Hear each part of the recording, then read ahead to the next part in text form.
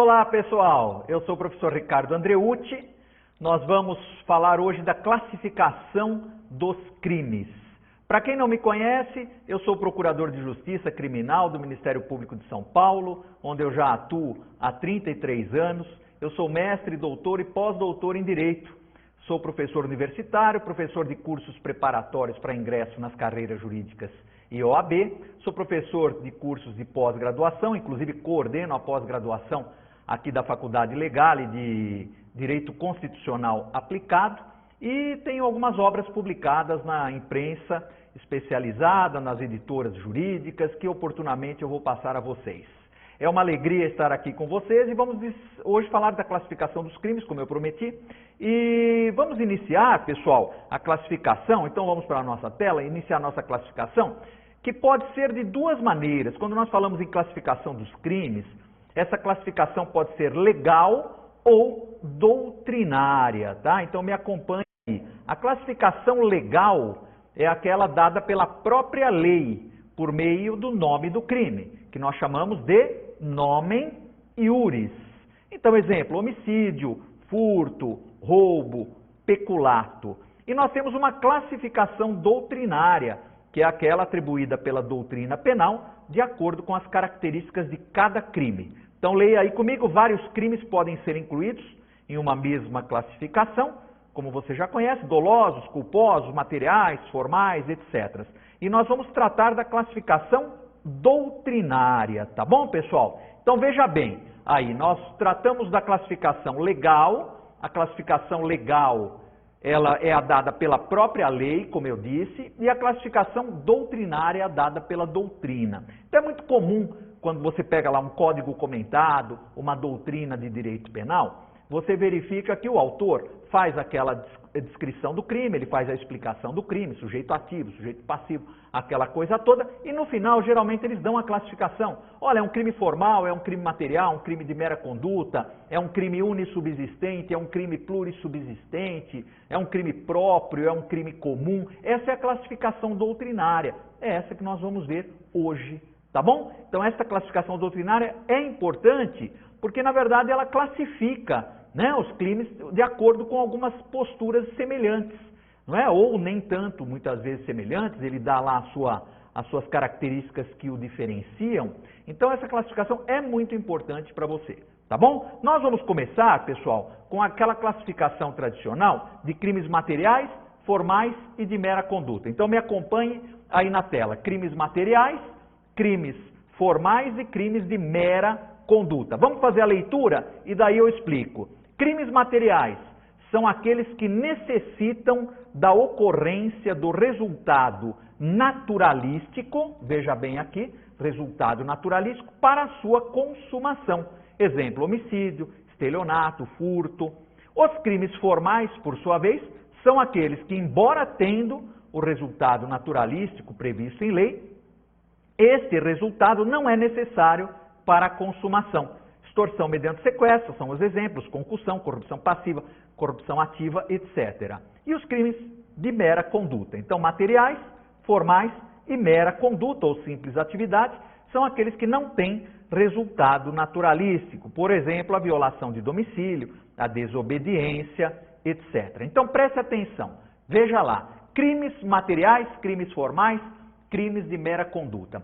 Essa distinção, pessoal, doutrinária, não é à toa que nós começamos por ela. É uma das mais importantes, tá bom? É uma das mais importantes. Se futuramente você pretende um concurso público, é importante. Na sua atividade profissional, na advocacia, é importante você ter essa noção de crime material, crime formal e crime de mera conduta. Eu quero explicar antes essa história do resultado naturalístico, porque muita gente às vezes tem dúvida, é justamente aqui. Pessoal, o que é um resultado naturalístico? É qualquer mudança no mundo exterior, qualquer mudança concreta, qualquer mudança sensível, qualquer mudança palpável no mundo exterior, tá bom? Porque no direito penal, a gente divide o resultado em resultado naturalístico, que é um resultado material, e o resultado jurídico, que é a ofensa a um bem jurídico, não é? Que é aquela, obviamente, ofensa ao bem jurídico protegido pela lei. Então, o que seria um resultado naturalístico? Se eu quebrar um vidro, a quebra desse vidro é um resultado naturalístico. Se eu subtrair alguma coisa, esta subtração é um resultado naturalístico. Se eu matar uma pessoa, a morte desta pessoa é um resultado naturalístico, tá bom? Agora, tem crimes que não têm resultado naturalístico. Então, nós dizemos sempre o seguinte, todo crime, guarde bem isso, todo crime tem resultado jurídico, porque todo crime é a violação de uma norma, todo crime é a violação de um bem jurídico protegido. Então, todo crime tem resultado jurídico. O que é o resultado jurídico? É a violação do bem protegido. Mas nem todo crime tem resultado naturalístico. Tá? Veja você, vou te dar um exemplo simples aqui, uma injúria verbal. Uma injúria verbal. Então, eu xingo você de desonesto. Eu xingo você de picareta, né? Caso que a gente pega geralmente aí nos casos práticos. Então, veja lá, o sujeito falou assim, você é um picareta. Ora, ofende a honra subjetiva, isso é uma injúria, tá bom? Então, essa injúria verbal, você é um picareta, ela deixou o resultado material, concreto, palpável? Não deixou. Mas deixou um resultado jurídico, porque ofendeu a honra da pessoa, a honra subjetiva. Agora, se eu mato uma pessoa, eu tenho um resultado jurídico, que é a ofensa ao bem jurídico vida, e tenho também um resultado naturalístico. Ou seja, um resultado concreto, palpável, material, real. Então, todo crime tem resultado jurídico, mas nem todo crime tem resultado naturalístico. Tá bom? E aí entra essa divisão nossa. Crimes materiais são aqueles que necessitam da ocorrência do resultado naturalístico para a sua consumação. Eu não tenho homicídio sem morte. Eu não tenho furto sem subtração. Eu não tenho estelionato sem prejuízo, sem engodo, sem obtenção de vantagem ilícita. Então, os crimes materiais são a maioria no Código Penal. São aqueles que necessitam para a sua consumação do resultado naturalístico. Só que nós temos uma categoria chamada crimes formais. Temos alguns no Código Penal. Eu já vou dar os exemplos. Então, nós tínhamos posto aí na tela para você. Os crimes formais são aqueles que, embora tendo resultado naturalístico previsto em lei, porque está lá na lei o resultado naturalístico, este resultado naturalístico não é necessário para a consumação. Então, nos crimes formais, nós temos o resultado naturalístico previsto na lei, mas não é necessário que ele ocorra. Então, os exemplos que nós demos, extorsão mediante sequestro, é o caso clássico. Se você pegar o artigo 159 do Código Penal, e aí você vai na sua legislação e pega lá depois, o artigo 159, você vai ver que ele diz lá, sequestrar pessoa com o fim de obter qualquer vantagem como condição ou preço do resgate. Então, o resgate é o resultado naturalístico. Sequestrar pessoa com o fim de obter o resgate. Quando está consumada a extorsão mediante sequestro? Está consumada com o sequestro, com a privação de liberdade da vítima.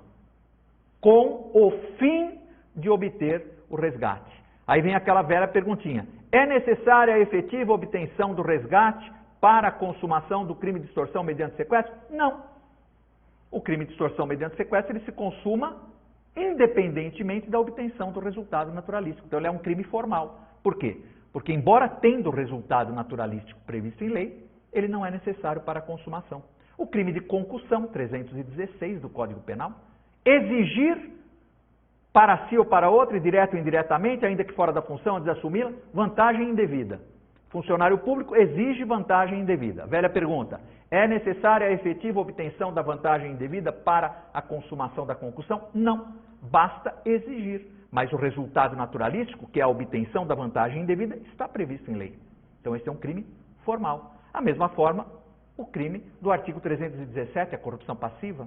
Da mesma forma, o 333, a corrupção ativa. São crimes formais. Tá? Embora tendo resultado naturalístico previsto em lei, esse resultado não é necessário para a consumação. E depois nós temos, dentro dessa divisão, os crimes de mera conduta, que também são chamados por muitos de crimes de simples atividade.